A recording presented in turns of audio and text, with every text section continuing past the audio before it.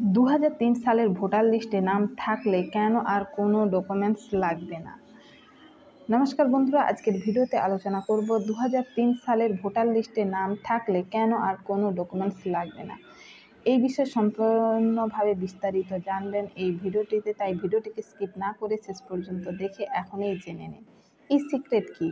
বিশেষ special intensive revision কি কেন শুরু হলো? 2003 সালের শেষ কাউন্ট হিসেবে ব্যবহার করা হচ্ছে কেন?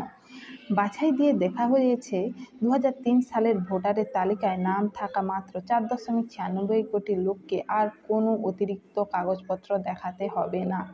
2003-এর রোল 1 জানুয়ারি 2003 কাকে বোঝায়? যারা তখন ভোটার ছিলেন তাদের জন্য এই নির্দেশ প্রযোজ্য। কেন মুক্তি পাচ্ছেন তারা? কারো জন্ম সনদ বা ঠিকানা পত্র দেখানোর দরকার নেই, শুধুমাত্র 2003-এর তালিকা থেকে এক্সট্রাক্ট যথেষ্ট। কাদের নথি লাগবে? যারা 2003-এর তালিকায় নেই তাদের জন্য জন্ম মূলত সনদ ও জন্মস্থান জন্ম তারিখ প্রমাণ করতে হবে। যদি মা বা পিতার নাম 2003-এ থাকে তবে শুধু নিজের তথ্যের প্রমাণ জমা দিতে হবে, পিতামাতার অতিরিক্ত প্রমাণের দরকার নেই। কিন্তু এই বিষয়ে কিছু সমালোচনা ও বিতর্ক তৈরি হয়েছে।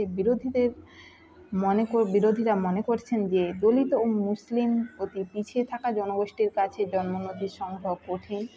সরকারের মত, এই বিষয়ে 2003-এর তালিকায় থাকা ভোটারদের নাগরিকত্ব প্রমাণ বুদ্ধিদীপ্ত প্রয়াস, বলছে কর্তৃপক্ষ।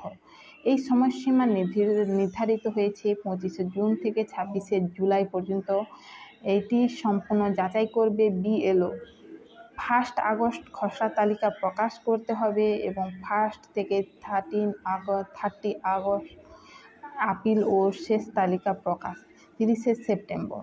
পরবর্তী যেসব রাজ্যগুলিতে এই বিষয়ে শুরু হবে সেইগুলি হলো ওয়েস্ট বেঙ্গল, অসম, তামিলনাড়ু, কেরল, পন্ডিচেরি। এই ধরনের রিভিশন হতে পারে এবং হবে। হেল্পলাইন এগ্রিজার অ্যাকশন। যদি 2003-এর তালিকায় আপনার নাম থাকে, শুধুমাত্র এক্সট্রাক্ট লাগবে, না থাকলে ফর্ম 8 দিয়ে নথি জমা দিবেন। যদি ভিডিওটি আপনার কাছে মূল্যবান মনে হয় তাহলে লাইক, সাবস্ক্রাইব এবং শেয়ার করুন। আর এই ভিডিওটিকে আপনার পরিচিত সকলের সঙ্গে শেয়ার করুন যাতে সবার নাগরিক অধিকার সুরক্ষিত হয়। এর মূল বিষয়বস্তু হলো 2003-এর রোলে নাম থাকলেই কোনো অতিরিক্ত কাগজপত্রের প্রয়োজন নেই। জন্ম তারিখ, স্থান প্রমাণ, বিশেষ পুরনো ভোটারদের জন্য ছাড়।